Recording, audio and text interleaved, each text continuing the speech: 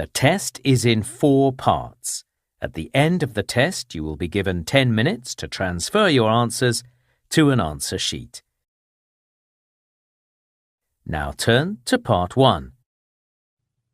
You will hear a man and a woman talking about who they would like as their flatmates. Before you listen again, you have 30 seconds to read questions 1 to 5.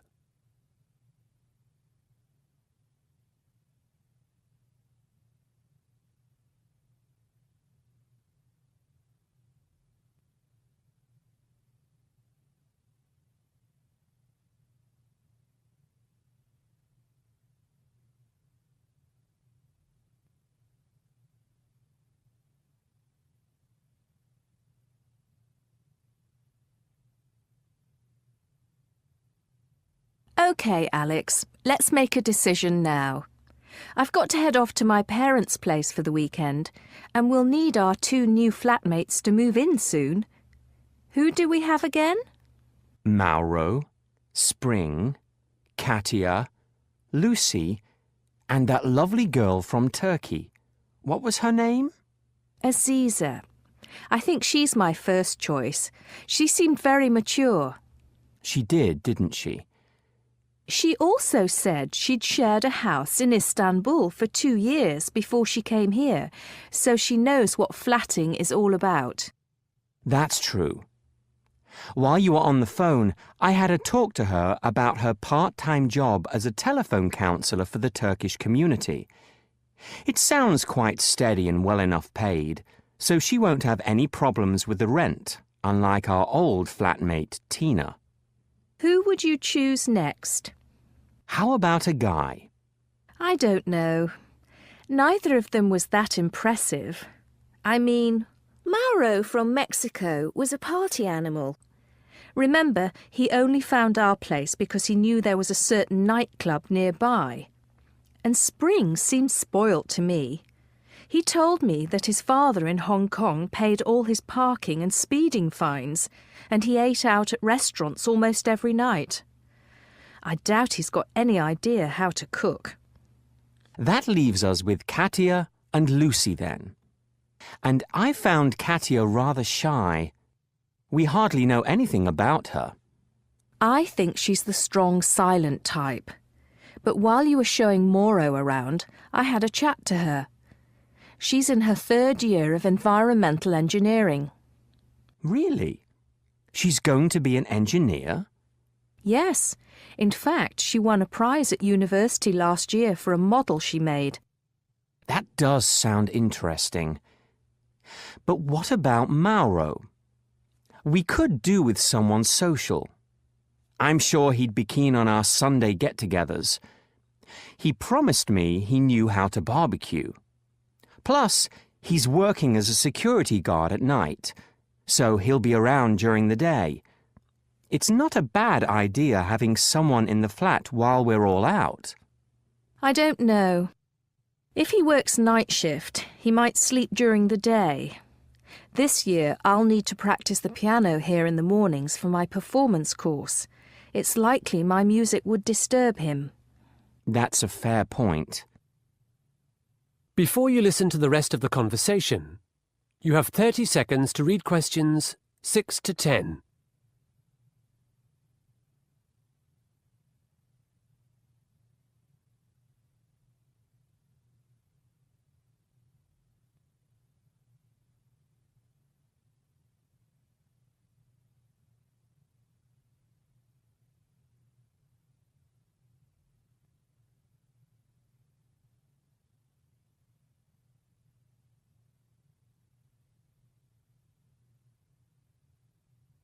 What's wrong with 3 women living here, Alex?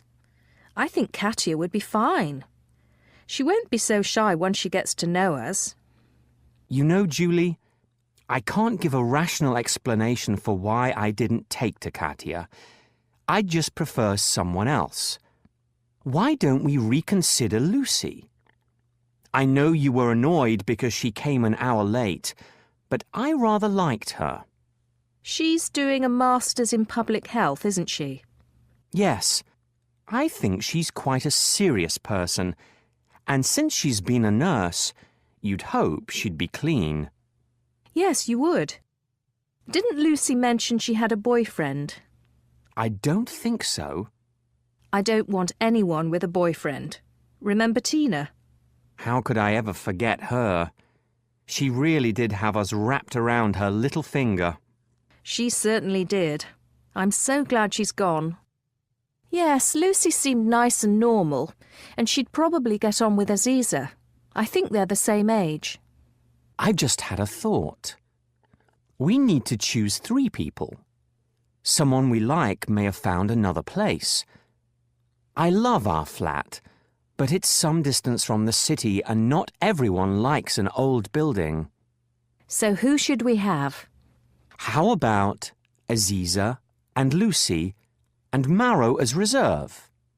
I agree with your top 2, but I think Katia should be backup. I'll call Aziza and Lucy. And if one of them has made another commitment, we'll think again. That is the end of part 1. You now have 1 minute to check your answers to part 1.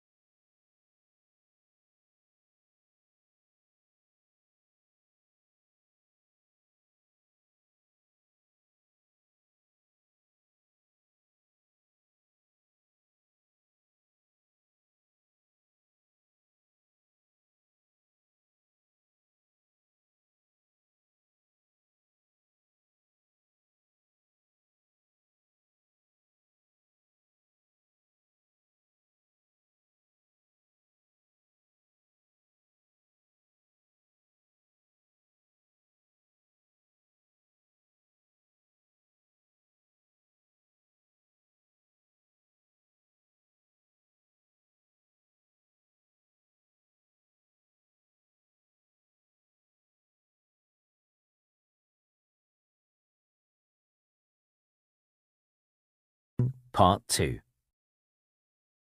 You will hear a woman giving part of a workshop on garden design. Before you listen, you have 30 seconds to read questions 11 to 14.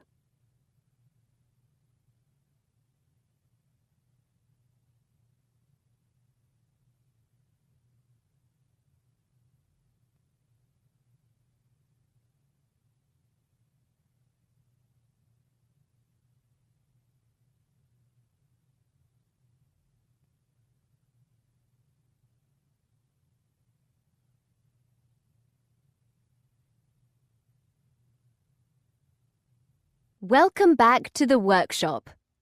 In this part, we're going to look at making a veranda garden. These days, few people can afford to live in a house with a garden, but we can all create a tranquil space on a balcony or veranda. It has long been my belief that a veranda garden softens the sharp lines of the urban environment. Greenery, blossom, and fruit, which attract birds and insects, bring us closer to nature. If well designed, its mood changes with each season, and it may reflect Japanese spiritual traditions that help us feel at peace. Of course, everyone's needs are different. Perhaps you'd like more privacy, or to conceal an unsightly building next door. Perhaps there's too much glare from the setting sun. In these instances, fast-growing plants in strategic places will be your main ambition. One client of mine, whose husband was blind, chose scented plants for their veranda garden. He sat out there every night, delighting in the fragrances. Another client of mine opted for an area of raked gravel, with one large ornamental rock reminiscent of a famous temple garden in Kyoto. From a more practical perspective, a low-maintenance veranda garden will increase the value of your property. You may be surprised to know that around the world there's a movement in big cities for roof, terrace and veranda gardens, so buyers won't be put off by your creativity at all. But on to our design. I'm assuming your veranda is about 1.8 metres deep and 4.5 metres wide. If it's larger than this, all the better. If it's smaller, you'll need to plan more carefully, foregoing some features. It doesn't matter which floor of the building you're on, but if you've got a view, you might consider how tall particular plants grow. The handout I've given you details a range of plant characteristics. For example, a loquat tree grows to 6 meters, but an azalea bush only reaches 3. Loquats bear fruit as well, which you might like to eat, or you might find a chore to pick up and dispose of. In my design, I've chosen a Japanese maple as the centerpiece, since I love the way its foliage changes color in autumn. In a large pot, a maple will grow to about 4 meters. The garden design I'm going to show you is quite high maintenance at the start. I'd say you'd have to spend 3 hours a week tending it. But after a year or so, it virtually takes care of itself. Before you listen to the rest of the talk, you have 30 seconds to read questions 15 to 20.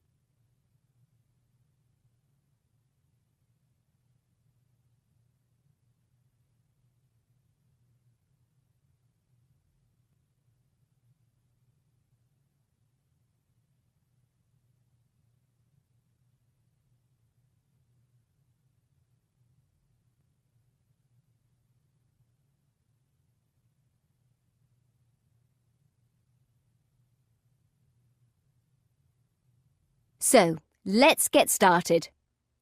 Your veranda probably has a concrete floor and a low brick or concrete wall around it.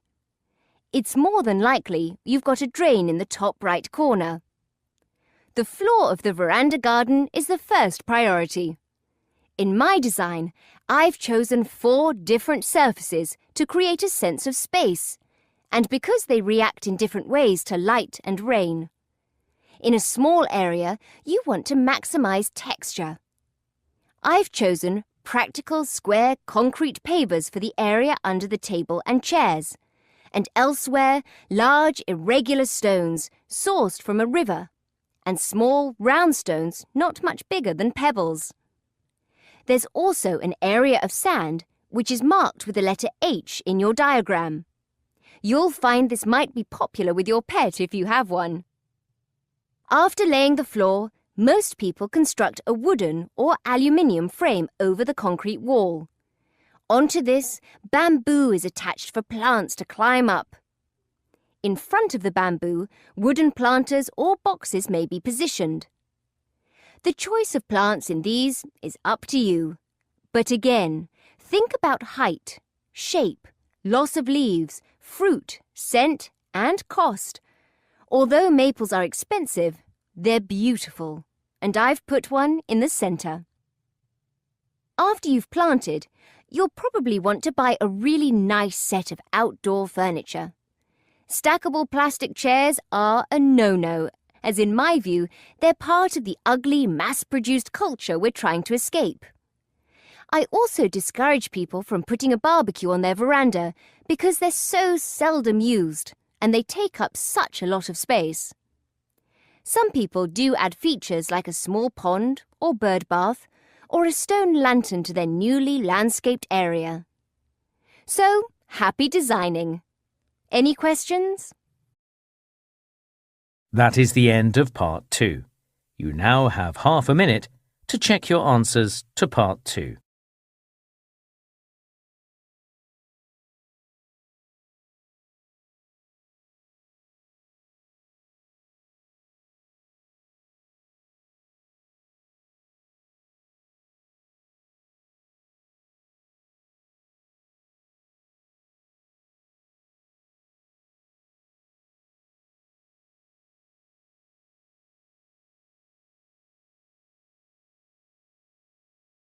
Part 3.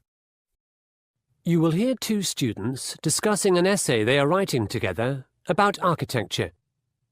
Before you listen, you have 30 seconds to read questions 21 to 25.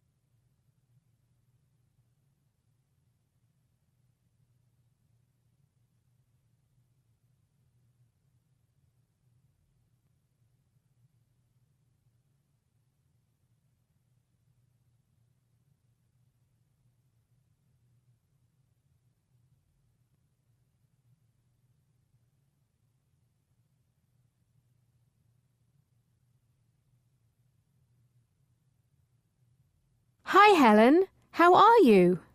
I'm actually pretty excited about the research I've been doing.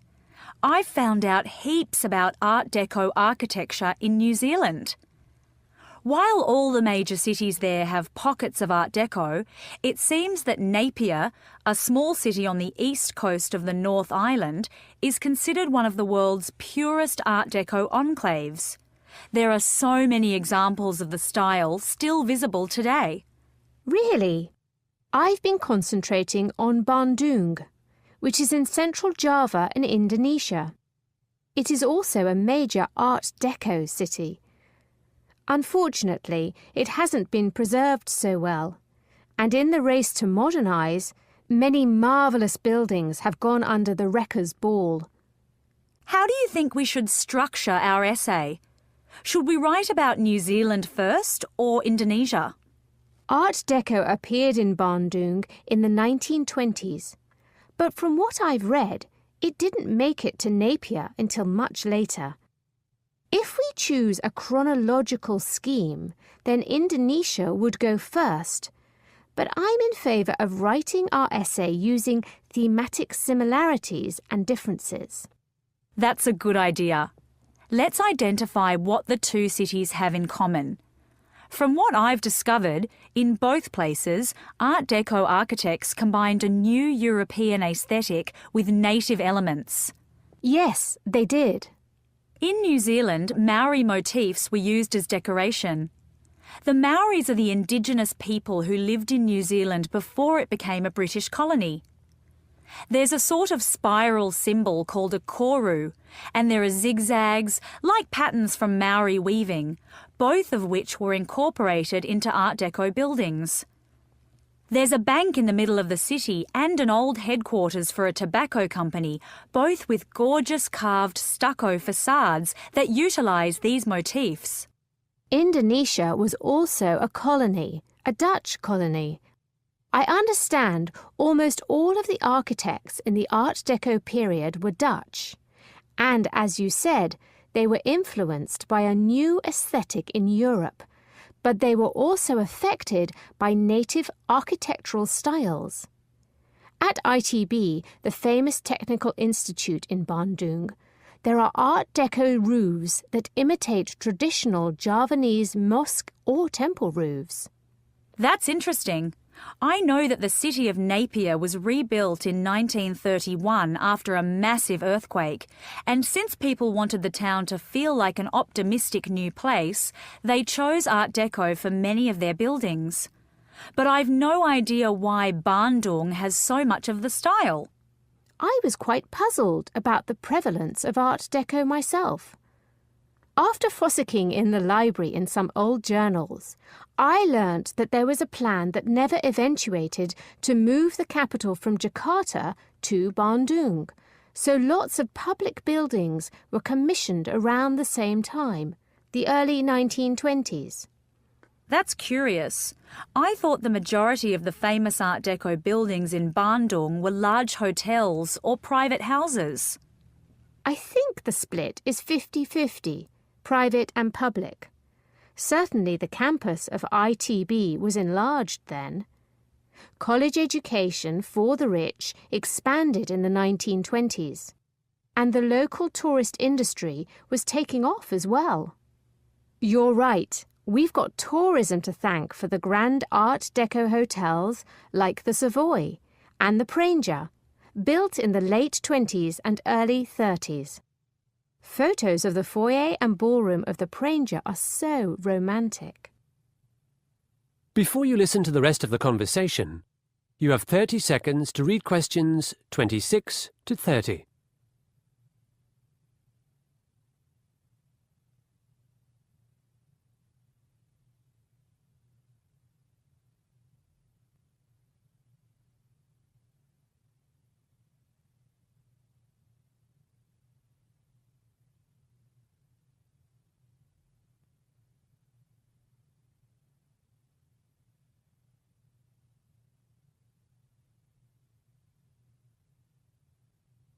OK, let's have a paragraph on the historical reasons for these two cities featuring Art Deco, then another on what Art Deco actually is. It's a French term, isn't it? Yes, one influence was the 1925 Paris International Expo of Decorative Arts. But Art Deco was chiefly a reaction against the previous style of Art Nouveau, which had held sway from the end of the 19th century. That was all about nature and fluid forms, whereas Art Deco celebrated the machine age and the geometric. There are lots of influences, aren't there? Should we include anything on building materials? Definitely. They were different from the past. More concrete was used, more steel, more glass. These days, people rave about Art Deco, but at the time, it was considered somewhat low class because the materials are quite inexpensive and fabrication was rapid. These concepts were in stark contrast with some of the previous notions of craftsmanship in building. Yes, we'll certainly need a paragraph on materials. That is the end of Part 3. You now have half a minute to check your answers to Part 3.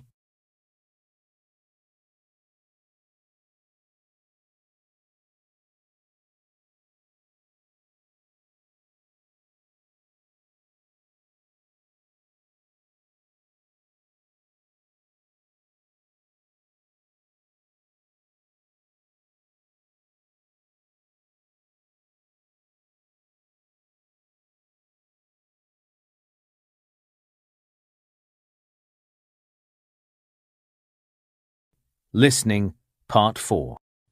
You will hear a lecture on wetsuits. Before you listen, you have 45 seconds to read questions 31 to 40.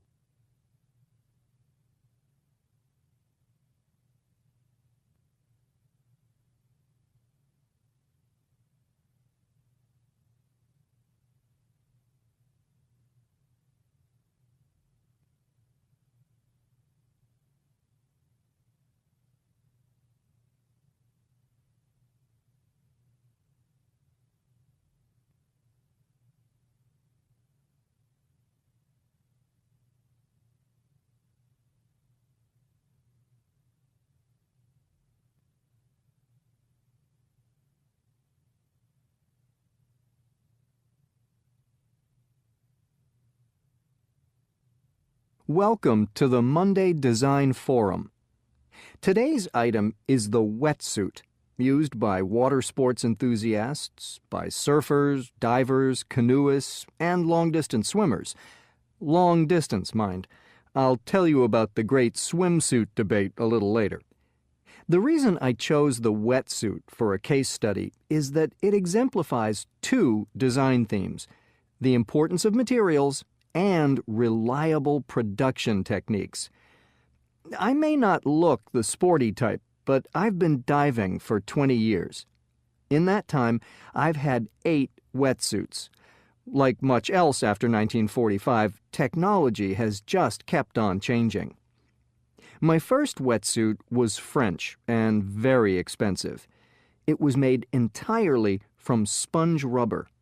It looked great, but it was horrible to get into and out of, and it weighed a ton.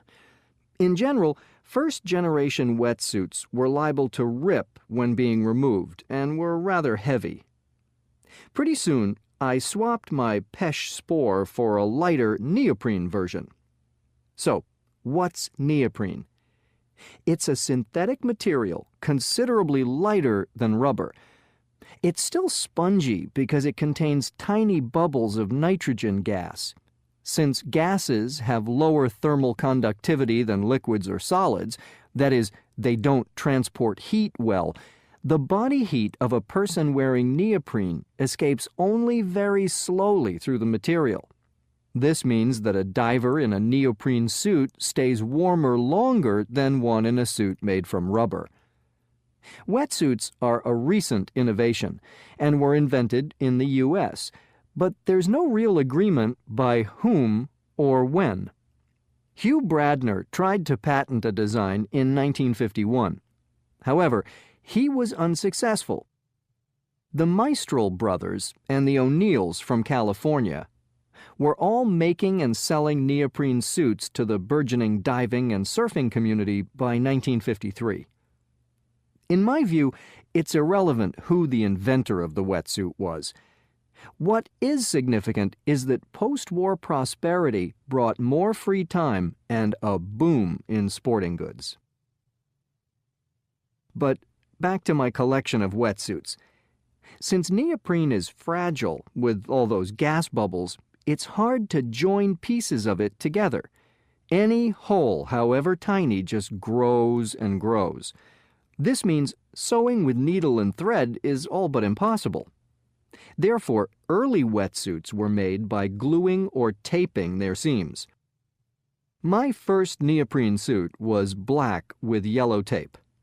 I thought this yellow tape was to make me more visible underwater, but in fact, it joined the body-hugging sections together without letting water in. While neoprene itself was warmer and lighter than rubber, the taped seams proved to be a weakness, and I tore 3 of my suits. Suit number 5 was much stronger. Aside from being bright blue, my new suit came with Lycra backing, which was a technological breakthrough. This meant my suit was a bit like a sandwich. There was Lycra on the outside and inside, so putting on and taking off were easier, and there was neoprene in the middle for insulation. By the early 1980s, there'd been a revolution in wetsuit production. No glue, no tape, but a new kind of stitching. In fact, a technique called blind stitching had been developed. With this, a curved needle in a sophisticated sewing machine is used. The stitching dips into the Lycra backing, the top bread of the sandwich, but doesn't pierce the neoprene filling inside. Remember, neoprene is susceptible to tearing, so covering it with Lycra was a smart idea. Suddenly, wetsuits were warm, light, and durable.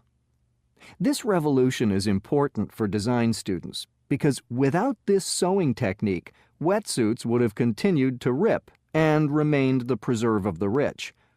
In design, you want a product that's unique, reliable, and affordable. I admit I'm still wearing my neoprene suit from 3 years ago, but I've heard there are now models on the market with inbuilt heating panels, and yet others made from a mix of fibers that include merino wool and titanium. At the start of this lecture, I mentioned there'd been a swimsuit controversy. Essentially, a wetsuit not only keeps a person warm, but also provides a swimmer with a lift in the water. Unsurprisingly, swimmers wearing wetsuits break more records, so the International Olympic Committee has declared that only long-distance swimmers can use wetsuits. In short events, they're banned. That's all from me. I'm off to the beach. That is the end of Part 4. You now have 1 minute to check your answers to Part 4.